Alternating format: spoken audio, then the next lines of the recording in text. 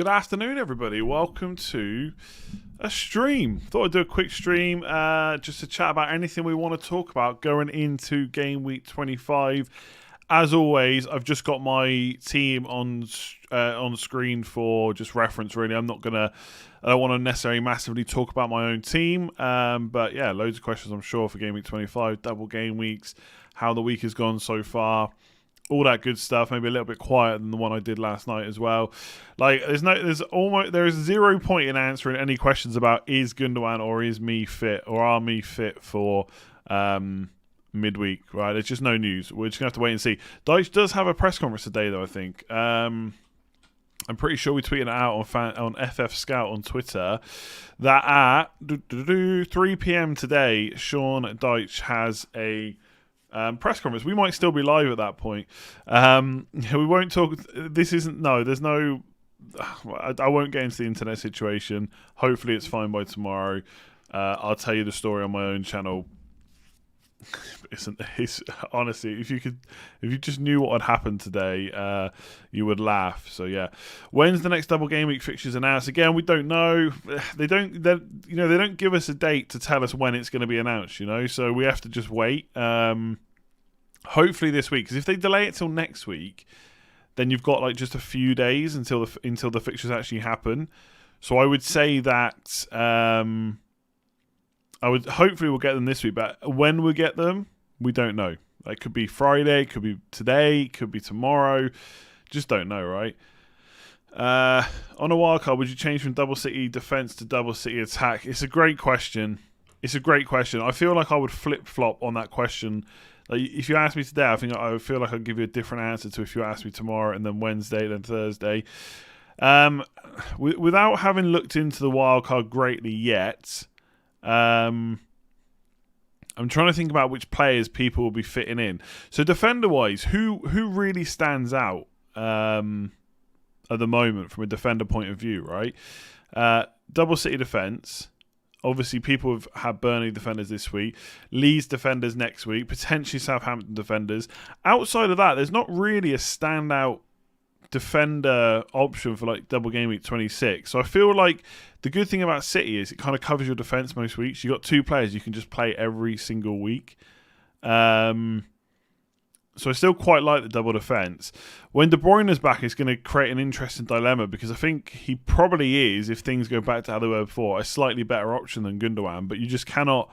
You cannot look past the value that Gundogan's providing, and most people are not going to do that swap of Gundogan to De Bruyne. And so therefore, potentially, if you decide now that you want De Bruyne, you should probably just put Sterling in and just commit to the double attack. And when De Bruyne is fit, you've got an easy swap if you want to make that move. You don't have to, of course, but that is an option. So I don't know if I would swap it. I'm trying to. The only reason I would swap, I think, is if I really wanted De Bruyne back.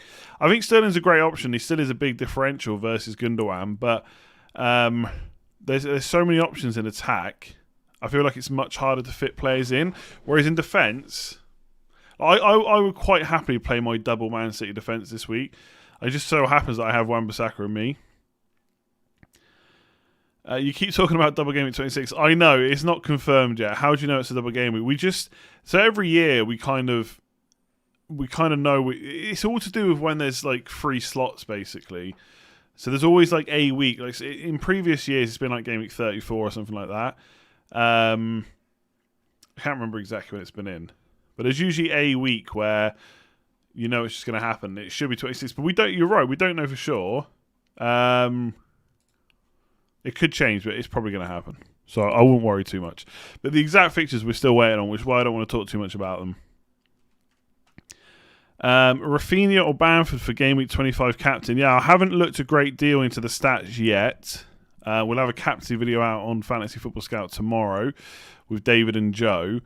My gut instinct is it's quite close, and for goal threat, Bamford is just higher in general over the course of this season and all the games they've both played. And he's on penalties too.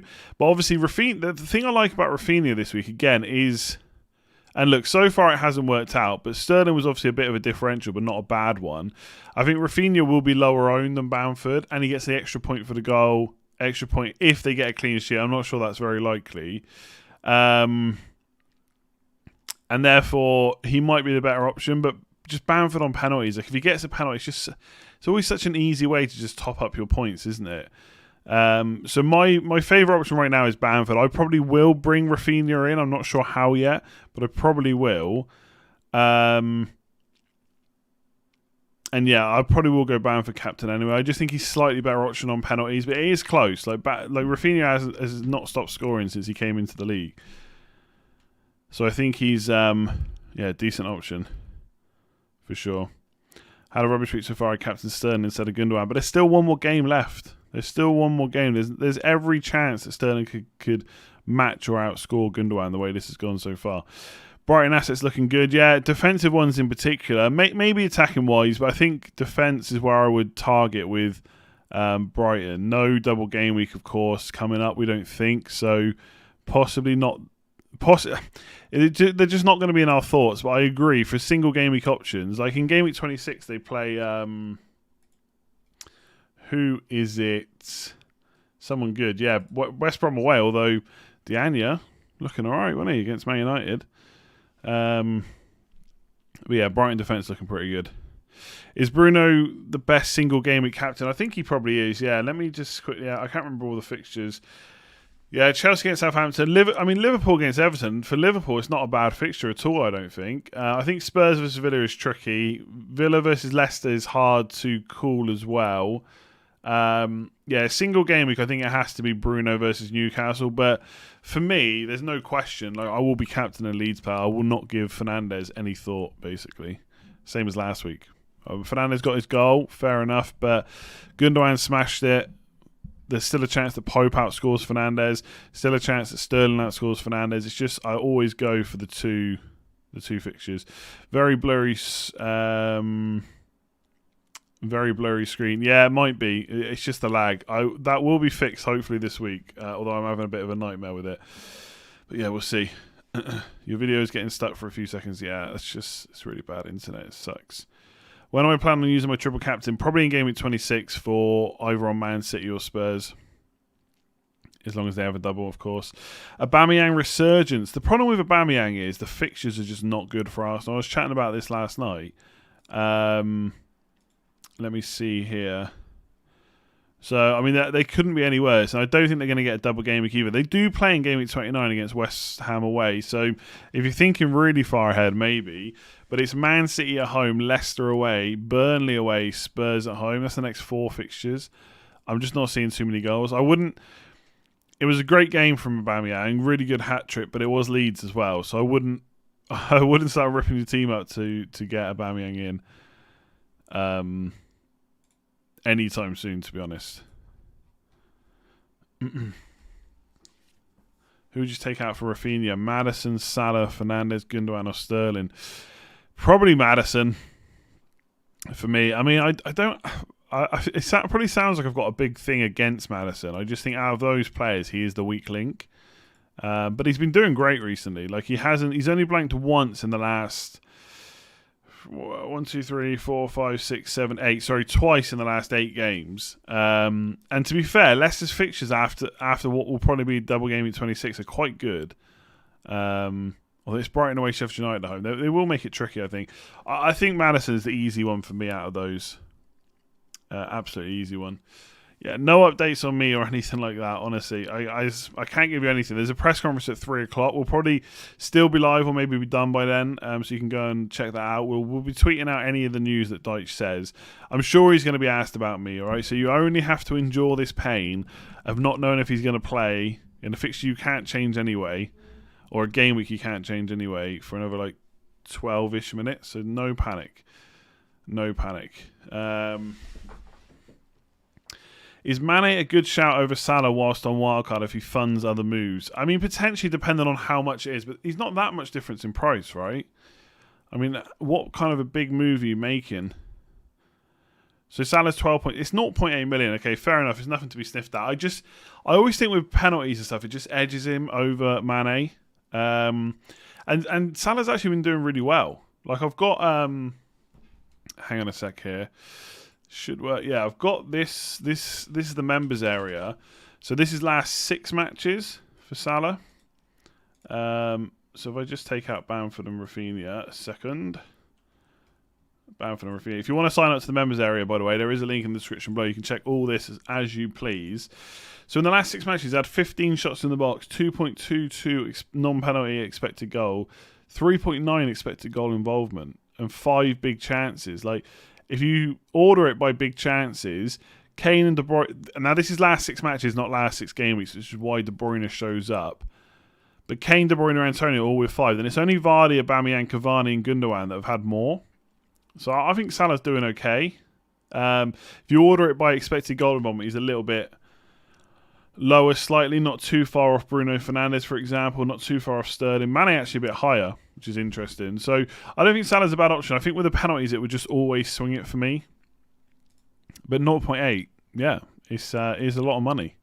So if you can make a big move that you're really happy with, absolutely you should go for it. I think you've got to just be prepared it backfires, right? And Salah goes mad. There is hang on a second. There is slow mode on, so I don't know. Yeah, I don't know how people are able to spam. So yeah, it sucks. Get rid of Souček for the upcoming weeks. I think you can probably look at getting rid of West Ham players for now. They do play in 29 though, but it's a long time to hold. I think defender-wise, you can probably get away with holding so far because you've got 4 other defenders, but you're always going to want to play 4 or 5 midfielders. So Souček gets a bit trickier. Maybe if you're playing 3-4-3, you could get away with Souček not being too bad. What do you think of McCarthy as triple captain? That can't. Is that a serious question? I'm not sure. Slow mode is on. I don't get why this isn't working. Hang on, let me try and turn it off and back on. Saves me having to ban everybody. Okay. Let's have a look.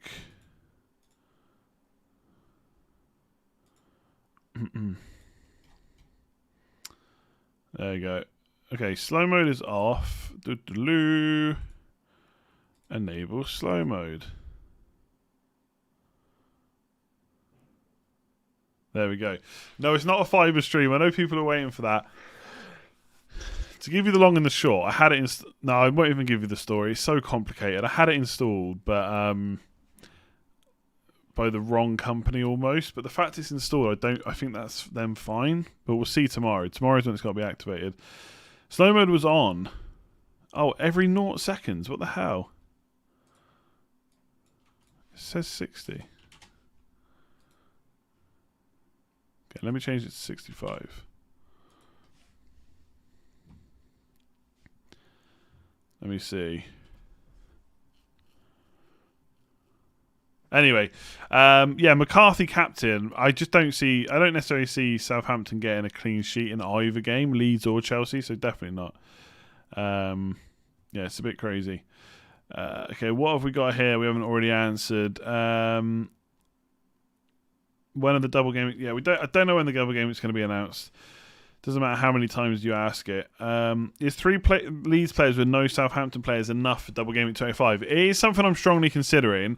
I am considering going Ings, but that will depend a lot on whether we get any more double game week info. Because if we don't, I don't necessarily want Ings unless he has more double game weeks, like after 25. The thing is, you need to work out how many extra transfers you're getting. Just because Ings has 2 transfers this week, has 2 games this week in game week 25. He only has 1 in game week 26. I've talked about this already.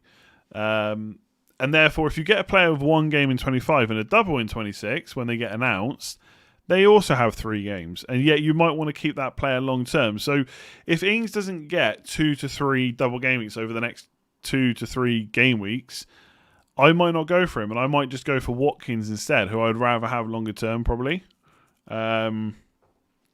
So yeah, I don't think Ings is a must. I don't even know if 3 Leeds is a must. Like for Dallas, for example, I've got him. Am I expecting? Like I definitely don't expect 2 clean sheets for Leeds. I'd be shocked if they even get 1, given how they play. So then you're really expecting attacking returns. The problem is Dallas is so well owned; it could hurt if you don't own him. I'm obviously going to play him this week because I have him now, and I plan to have him. But is he essential? Possibly not. But I definitely prefer backing Leeds over Southampton as it stands, mostly because of that Chelsea game, right? I think the Chelsea game could be tricky for Southampton. They have got a lot of their first teamers back, although Kyle Walker-Peters went off injured, so we're going to have to wait and see what is said about him. In terms of other Southampton players, I mean, Redmond's kind of been playing a bit out of position, so he's been playing up front over the last couple. Maybe, is it FA Cup, I think, and the Premier League? So he's one to keep an eye on. Minamino started as well. So potentially different options. I'm not a fan of Ward-Prowse as an FPL player. Like, he's a good player in real life, great at free kicks, but I just don't see him as an FPL option, really. Just don't think he delivers consistently enough. Like, he's all well and good being such a good free kick taker, but actually the chances of you nailing a free kick regularly are quite low. I think he's played over 250 matches. He has something like 10 free kick goals or something like that. So like one every 25 games. Not that often. Less than 2 a season. If you had no Leeds defence, would you bring one in now? Potentially if I was wildcarding or if it fit in with long-term plans. Like, Leeds do play in 29, so keep that in mind. I know it's a long way. Well, 25, 26, 27, 28, 29. Not that far off, I guess. But anything could happen in between. But that's another reason why I quite like Leeds players right now. Okay, what else have we got here? Is it time to sell Grealish? I'm probably not. I know he's blanked twice in a row. He returned 4 times before that. If I didn't own Grealish, I would be looking about when to bring him in. Okay, Leicester at home is maybe not the most ideal fixture, but they got Leeds in game week 26. Like, I'm pretty happy with that. So we'll see. Sell Salah, not Fernandes. We'll see. I do have a way to get Kane without selling either, but it takes 4 transfers, and it means I have to play with. I have no Rafinha for this week, but maybe that's not a bad thing. But the problem with 4 transfers is it's just. I could do it for 1 hit. I can make a move this week, but if it's tricky. Because I can't get Kane this week, and I would be playing 3-5-2 then, so I wouldn't be able to get Watkins either. So I think I have to make the big decision. I can get Kane without selling Fernandes and Salah or Son, but it means making 4 transfers, and I would just basically have to roll again this week. So I'd have to do De Gea to Forster or Wood to Brewster, or even Antonio to Brewster, and hope Wood is fit, but I doubt it. Will next stream be fibre? Hopefully, yes. Yeah, hopefully. We'll see. I wish I hadn't tweeted that picture now. Okay, what else have we got? If I want to bring in a City attacker, which defender to drop, Cancelo or Diaz? Yeah, I mean, this question's come up a few times. Not today, but in general. I feel like Cancelo's definitely got the most upside, but Diaz is when he's fit, he's gonna play week in, week out, and maybe that's just a safer pick. But when they both start, I would rather have Cancelo. If I had to pick right now, I probably would go Diaz, but the thing, he just seems to want to play Cancelo all the time. He is more of a rotation risk than Diaz, but I don't know if he is a massive rotation risk. It's a tricky one. I would probably play safe and go Diaz, but there's potential to miss out quite a few points when Cancelo plays. I was going to bench boost in 26, but my bench won't be worth it. You can always change your decision. Grealish can bang every week if Villa only get a better striker than Watkins. I think Watkins is fine, to be honest. I think he gets in pretty good positions. I'd be happy enough with Watkins if I was a Villa fan. Say Dallas or Luca Dean. I mean, for this week, Dallas by a mile, right? I mean, Luca Dean's got Liverpool. Not good. Who would you rather have in your team more for game week 26, Barnes or Watkins? I mean, for game week 26 in particular, probably still Watkins because of the Leeds game. Barnes could do fine. But I would also be thinking further. Like, if you need a player for game week 29, Barnes doesn't play. Sheffield United and Brighton, not fantastic fixtures. But I do, in general, I do like him. Like, I'm kind of already eyeing up Leicester for in a few weeks' time when their fixtures really turn. I mean, they don't have bad fixtures now. Like, if I own Leicester players, I wouldn't actively be looking to take them out necessarily. Arsenal in 26, Brighton and Sheffield United, then a blank. Man City's not great, but then from 31 onwards, West Ham, West Brom, Palace, Southampton away, Newcastle. That's a pretty good set of fixtures. I'm kind of eyeing this up already, even though it's is not till April, but always worth having a look at. But yeah, I think I prefer Watkins for the double. But we'll see. Who do you see stepping up next season?